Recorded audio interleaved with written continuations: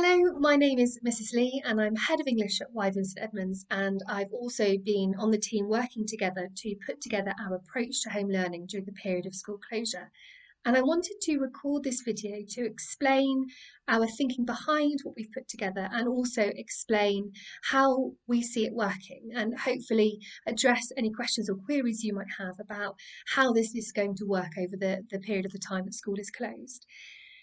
I firstly wanted to talk about our principles, our thinking behind our approach, and why we're doing things the way that we are. Our principles, we've got kind of three key things. Firstly, we wanted to make sure that students were maintaining good study habits during the period of school closure so that they are spending a portion of each day engaged in schoolwork. And we think that's important. We know that you think that's important as well. Secondly, we wanted to frame this as an opportunity and see this as an opportunity for students to explore their talents and passions and perhaps pursue new knowledge or new skills that they might never have had the opportunity to do before.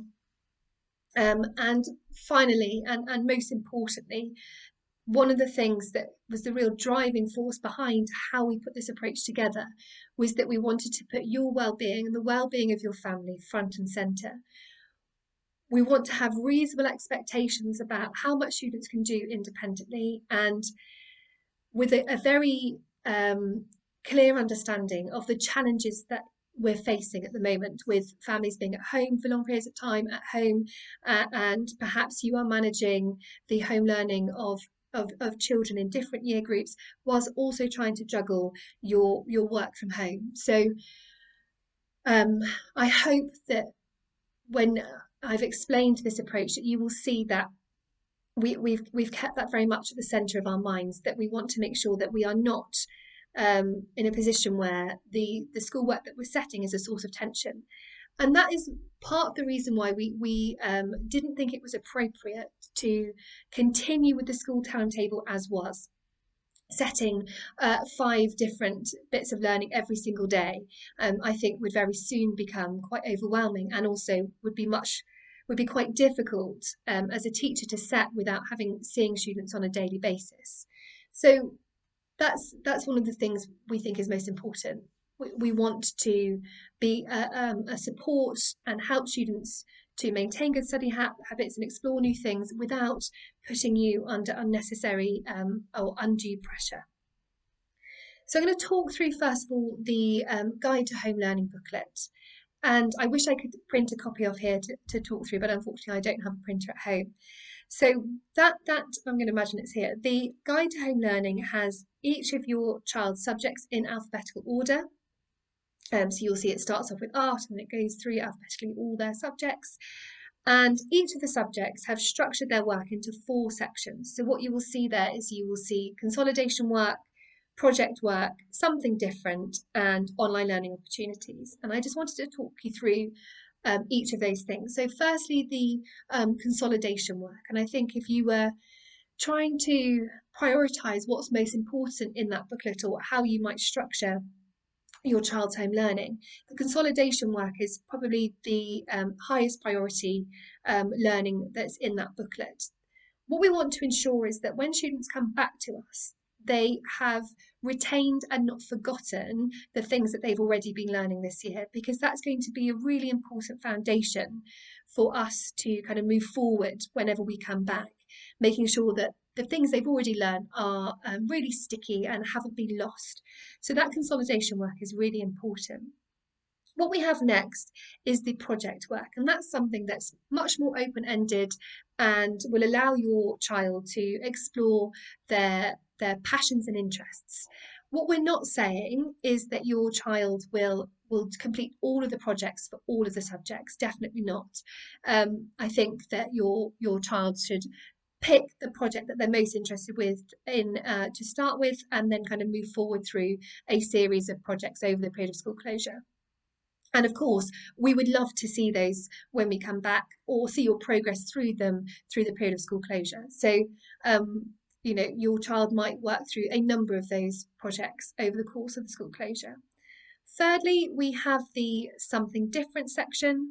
I was trying to think of a clever title for that section, and that was all we could come up with. Something different, something that perhaps we would not have had the opportunity to do in school, but that we think is still valuable. So, for example, in the computer science section, you'll see that we have suggested that your child might learn how to touch type, a really valuable skill, something they can practice at home, and something that's a little bit different. There's also in the music section, making your own music. In the English section, writing competitions, and it's that kind of thing, something a bit different. And I would say that that's kind of another optional element of the home learning, and be led by your students' interests and your child's interests. What are they most interested in doing? And then finally, there's the online learning opportunities section. And what we wanted to do was try and collate for each subject where there were really good online platforms that your child can engage with and make use of. Lots of companies have now made freely available platforms and resources that were behind a paywall before, which I think is fantastic. And there's things now that are going to be uploaded over the next few weeks that will be a fantastic opportunity. So, for example, the National Theatre are releasing every Thursday, I think at 7 p.m, a play that will be freely available for the course of a week. Audible have made hundreds of children's books, audio books, free for children to listen to. So that again are that section there are things that students can dip in and out of, and be led by their interests and what they want to explore during the period of school closure. So that's the Guide to Home Learning booklet. Essentially, what that is a booklet of work that students can work through, and I would suggest it be a good thing to do for your child to spend some time putting a timetable together. And at the beginning of the booklet, you will see a letter from us that gives a suggestion of how the day might be structured, with kind of an idea of about 2 to 3 hours of work on average per day. And perhaps the first hour or two of that is consolidation work, and the third hour of that, or the second and third hour of that is project work or something different, or online learning opportunities. And perhaps a timetable over the course of the week would allow your child to kind of have a variety of subjects and a variety of activities, to make sure that we're maintaining that motivation and interest.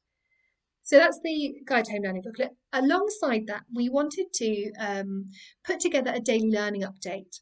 Now, this is an opportunity for teams of subjects to kind of prompt students, kind of how are you getting on with this project, or how are you getting on with this work, or share and celebrate successes. So where students have emailed us in work or pictures of their work, that we can share those on the daily learning update, but also direct you to new and fresh ideas, because we know that that's going to be important and probably will come into its own more as we move through the period of school closure. So at the moment you might be thinking, well, I've got this booklet and also got this daily learning update, which am I meant to be doing? The truth is, the booklet is kind of the foundation of home learning, and then the daily learning update is the kind of keeping it fresh, new ideas and checking in, and a way of communicating.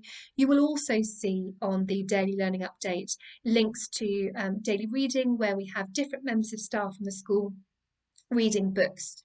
They are outlined for different year groups, but that doesn't mean that your child can't dip into the ones for different year groups, whatever they're kind of interested in. And we decided to do that firstly because we think reading is really important, but also so that you can see a familiar face, and we hope that your children have already been enjoying those books.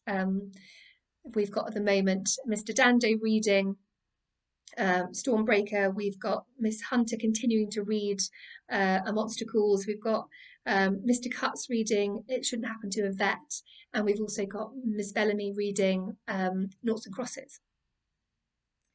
I'm going to close by saying that we definitely want your feedback.